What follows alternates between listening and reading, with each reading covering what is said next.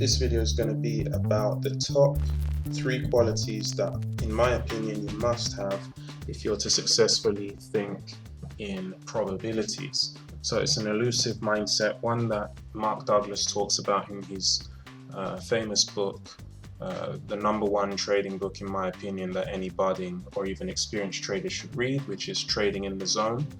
He talks about fostering a trading mindset, and today was a really good example of some of the pitfalls and difficulties in following a trading probabilistic mindset, thinking in probabilities, the difficulties that you will encounter, and the 3 traits you must have in order to successfully convert your mind so that you can instill the proper beliefs where it comes to thinking in probabilities and trading with a probabilistic mindset instead of an outcome-based mindset.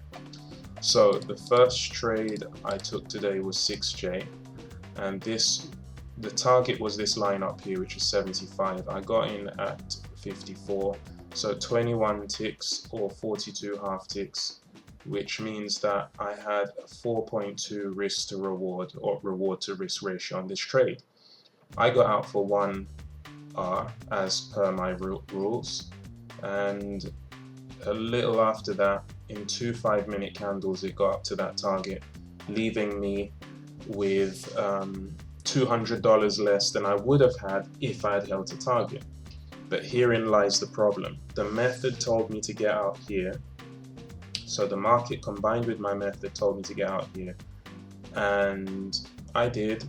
And then this turned from what I call a chop to knot, which is overlapping bars, small range bars with wicks and lots of overlap, to big full bars with fewer wicks and less overlap.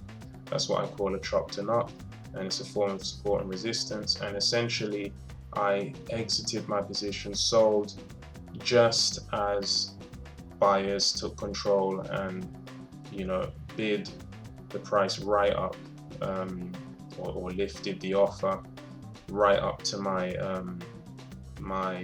target. So if I'm thinking in terms of outcome, that's obviously going to burn, because I made 62.50 instead of 262.50.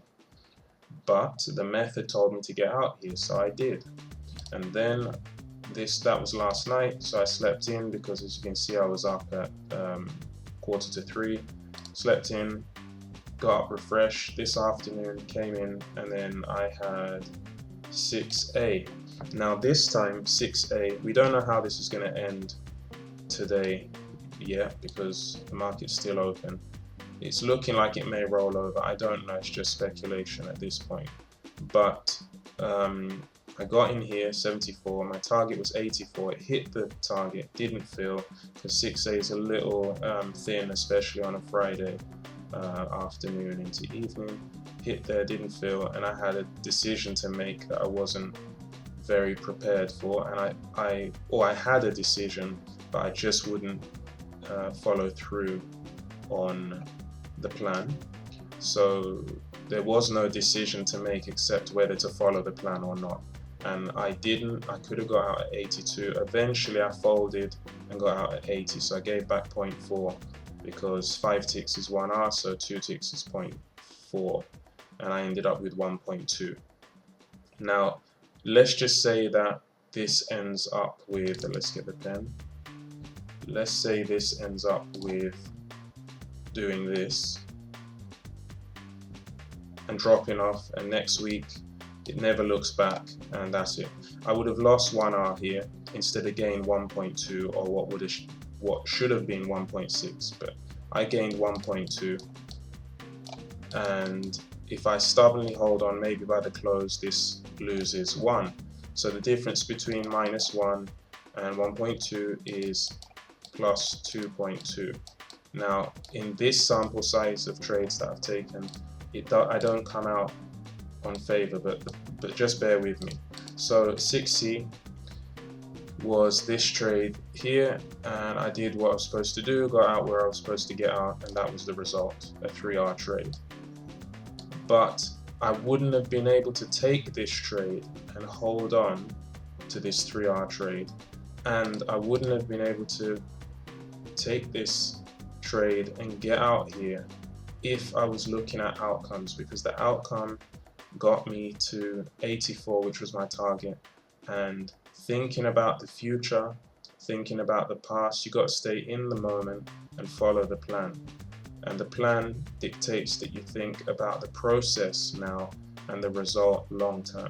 So if I were to think of the 6J trade that I quote missed, which I didn't miss at all, but the monkey brain will convince you that you should have held on to this, even though that would have meant breaking your rules. If there was any element of outcome bias, and that's one of our cognitive biases that maybe we'll do a video on in the future, because we've done one of them already. If there was any sign of outcome bias here, it would have made getting into this trade, and most importantly getting out here for less of a gain, it would have made it that much harder, simply because we're looking at the outcome rather than the process. And likewise with this, you know, it could be easy, it'd be easy to take it off sooner in order to make up for the quote missed gains that you had in 6J.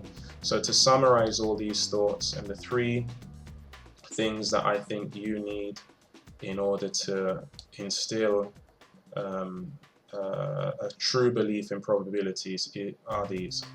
A probabilistic mindset can be summed up in this one simple sentence: process-oriented thought in the short term, outcome-oriented goals or thoughts for the long term. So what happens now is irrelevant. What you do now is absolutely relevant.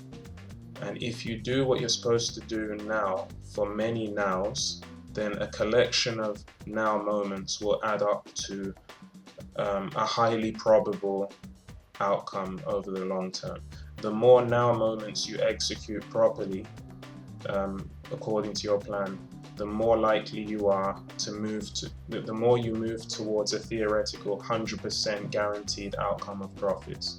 Now, there is no guarantee in life for anything, even the sun rising tomorrow. It's risen for the last 4.5 billion years, but for whatever reason tomorrow it might not rise. The probability of that happening is extremely slim. So we tend to box things into impossible or absolutely certain, but there are no zeros and ones, there are no 0% and 100% in life. But I digress. Back to this chart. You move towards, for all intents and purposes, you have a guaranteed outcome for what most people would call a guarantee. As much of a guarantee as this is much more certain than keeping your office job. Let's put it that way. If you stick to the plan and you do what's necessary in every now moment that you face, then it's just a case of time and collecting enough now moments to get an outcome, a guaranteed outcome over the long term, or a near 100% guarantee over the long term. So that's whenever I'm wavering, I think of this, and I'd encourage you to do the same. Process oriented in the short term. Marry the process in the short term. Think about the outcome over the long term. And then the 3 qualities, finally, if you've hung around this long, are awareness, forgiveness, and trust. Awareness, because you need to be aware of the effect of edge trades, and this is a term I coined, which basically means trades that almost work but fail, and those tend to raise our emotional temperature, because if there's nothing worse than something almost becoming a winner, it brings you up and then it crashes you down, and it really messes with your psychology.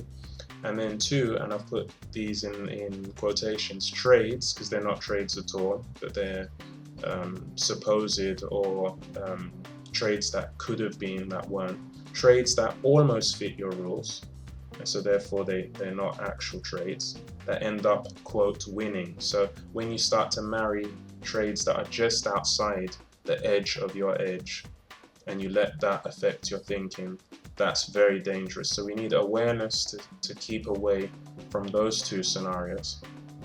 And then probably the two most important qualities, forgiveness and trust. You need to, if you were to think of the market as an entity, a living entity, the collection of everyone, you know, a crowd is a entity unto itself. It's not just made up, it's made up of people, but the people create a new entity. And that's what I call the emotional market sphere.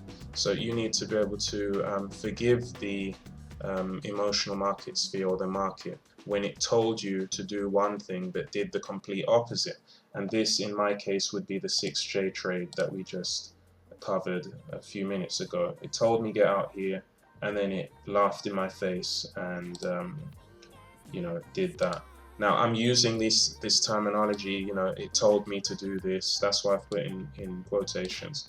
But the market, you know, it's a reflection of you. So really, when I say forgive the market, I mean forgive yourself for missing out on that opportunity, or forgive your plan, the amalgamation, the combination of your plan and the market's movement. And then trust, on the flip side, you have to forgive the market for not delivering according to your plan, or doing the complete opposite and giving you the middle finger, so to speak. Like 6J gave me the middle finger there in terms of outcome.